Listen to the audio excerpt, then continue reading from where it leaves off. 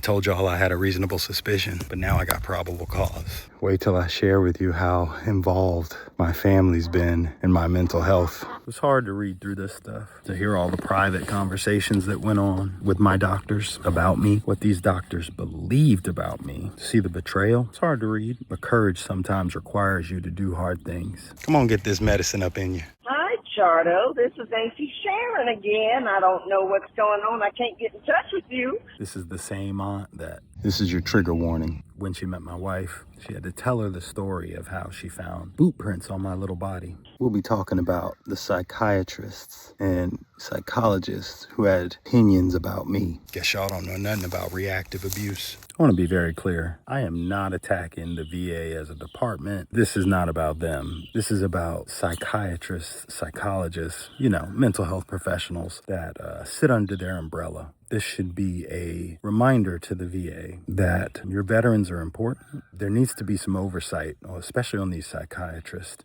and especially in these facilities. You really need to look at what's going on in there. Of course, I'm not talking about every mental health professional. They thought I was asleep. I was just playing possum.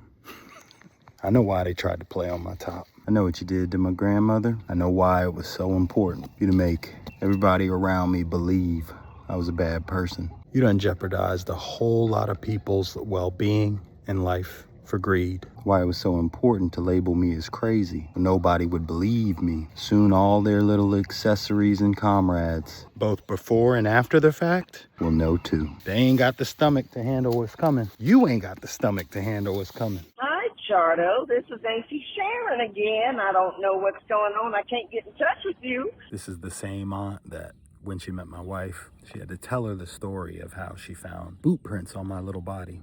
But I was just told that you were going to subpoena us for something.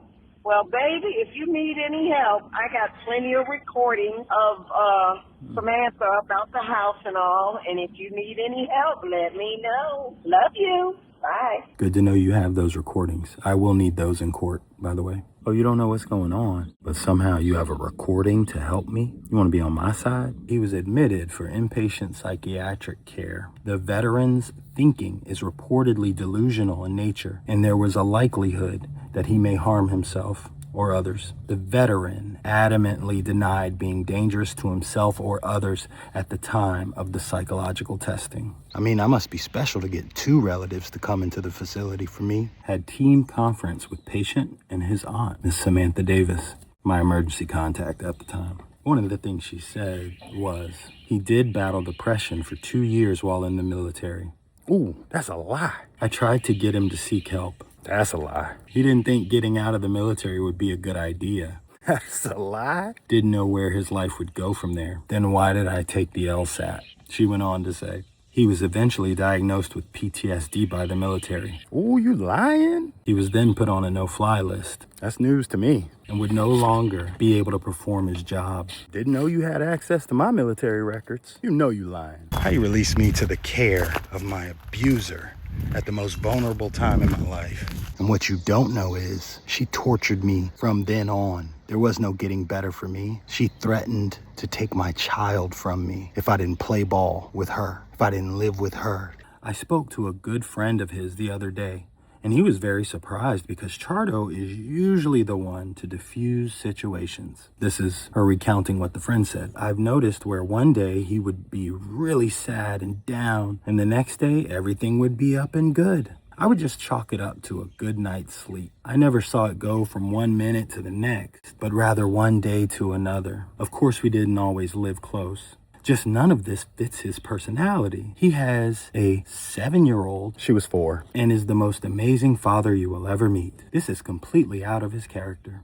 Which friend did you talk to? They didn't put a name, but which friend was this that thought I had a 7-year-old that was so able to speak to my mental health? To me, it sounds like if you wanted to get somebody to give you a diagnosis, you would say these exact things. What's crazy to me is that how a doctor who's supposed to be a psychiatrist or mental health psychologist, I don't care what you call yourself, how are you supposed to be able to do that? And you can't recognize that the person giving you information about me is the psychopath, has a personality disorder? You let people who abused me my whole entire life, who who gaslit me and created a reactive abuse situation, you let them sway your judgment. You didn't look at me with clear eyes.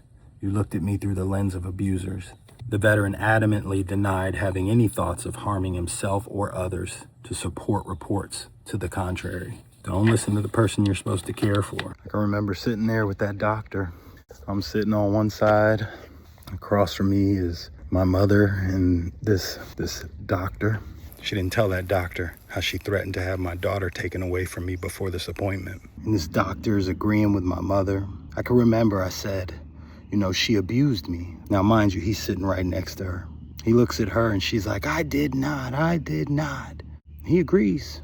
She, I guess, gave him some insight into me to get the diagnosis she needed. He wrote, the mother's history and knowledge of him helped convince me of this change in her son, which has been occurring over time. A former life of the party and sweet guy has become edgy and preoccupied, not communicating regularly at all. Who wasn't I communicating with regularly? You didn't know that I hadn't even been in contact with this woman for 5 years prior to this because of her abuse. So he could play games with my mind the same way my mother used to. I was sitting there with him and I thought it was really funny to have this f***ing doctor talking to me, but then he's leaning over to his phone like,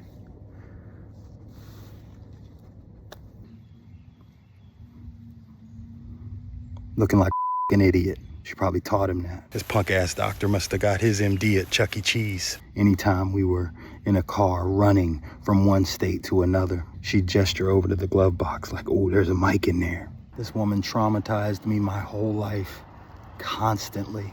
But I know why. She knows why. My whole family knows why. Does an insane person or a crazy person keep their child traumatized? Guess these doctors think it's fun to play on a veteran's top, to trigger them, to do their own little experiments. They think it's funny. My last one threatened me that she was going to take me away from my family because I wasn't participating well enough with her. I wasn't just going along with what she said. The VA in Florida is facing serious questions about how its hospitals are using the Baker Act on veterans seeking help. And I was pushing back on her, trying to get my medication right. These guys are coming to you for help. Happened to another young man, a young veteran. You know what happened to that kid? They wrongly civilly confined him. This after a young Marine went to a Florida VA for treatment and ended up being held against his will for days. God rest his soul. A lot of people will never know the pain of losing a child. His family does. Why? Because a mental health professional took his life in their hands. Because they think they know better. They don't do nothing but play games with people's minds for sport, for whatever sick experiment they got going on. A few days later, he called me and he was a totally different person. Like, he was very frantic in the voice. He was very distraught. He starts to tell me about how he showed up and he asked for this person's name that he was supposed to be meeting there. And upon asking for that person's name, he was tackled and restrained and held for 3 days. He had to endure torture, because that's what these facilities are. They torture you. The move taking him off guard. At one point, he told staff, "This place is not what I expected, and I don't understand why I'm here," or Baker acted. Play with your mind. While you're in there trying to recover, they're playing on your top. 6 months later, 36-year-old Jordan Hunkin died by suicide. Because he didn't want to experience that trauma again. Studies show veterans who are involuntarily admitted are at a higher risk of suicide in the year following. A few months later, the IG released this report that found Jordan was incorrectly Baker acted, his rights violated. There's more. No Baker Act training, no Baker Act oversight, no Baker Act tracking. In fact, the Inspector General's report, which doesn't name Jordan for privacy reasons, suggested what happened to him may have happened to dozens of other veterans seeking help at the same hospital. I pray for his family. Most of us will never know what it's like to lose a child, but this mama did. It's just a shock. You threw my son under the bus. You didn't take care of him. With all the access to mental health resources and doctors and therapy, why is it our mental health keeps getting worse? Why is it that we keep having people crash out? I don't understand that. So, how do you discredit someone? You call them crazy. Oh, you crazy. Ain't nothing wrong with me, friend. The only thing wrong with me is the truth, and that's what hurts them. Why would you try to destroy somebody's life with a lie? when yours can be destroyed with the truth. Heading into my mental health appointment at the VA. My doctor retired. I love this doctor, by the way, one of the best ones I've had.